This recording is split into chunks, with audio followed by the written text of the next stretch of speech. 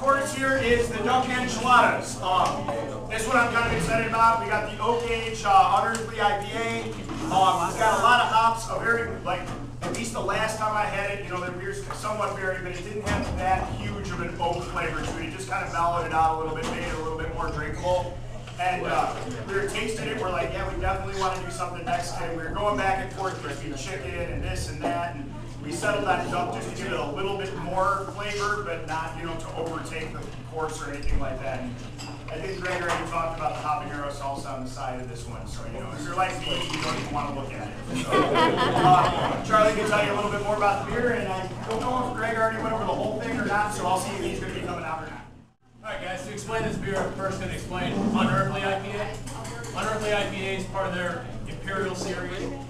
Anytime you hear the words Imperial or double in a beer description, it means a high alcohol, more ingredient version of that beer. So this is an Imperial IPA or double IPA. It'll be a well-hopped beer. It's 11% alcohol, so to get the alcohol level that high, they got to use a ton of malt. With this beer, you're getting a lot of residual sugar left over, so like a nice sweetness, but then tons of hops too, like big citrus and piney notes and grapefruit, and a good malty backbone with sweetness.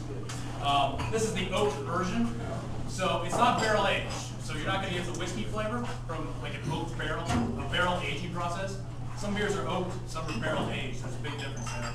You're not going to pick up the bourbon or whiskey flavors, but you'll get some vanilla overtones from the oak. So that's kind of the breakdown of that beer. All right. How was it? There's only so much food you can serve people at one. When I first started off, Jason will tell you, every dish was like an entree. And we went through a case of to-go containers. At the end, I said, "How was everything?" Awesome. Everything home. Okay, I want to just emphasize again, salsa over on the side of the plate. Really hot. Last time I did the salsa, everybody came up to me and they said, "That's not that hot." Okay, so if you come up to me and say that today, I'll know that you really, really like it. Great, well I hope you like it. I think it's a good match. How was the beer pairing?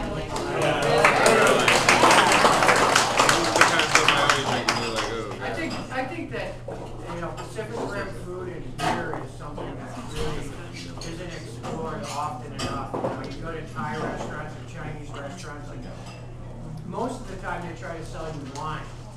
But I think that, you know, a lot of, especially with spicy food, you know, or something that has a big flavor, I think beer goes a lot better. Anyway, I've talked enough. I gotta go play that.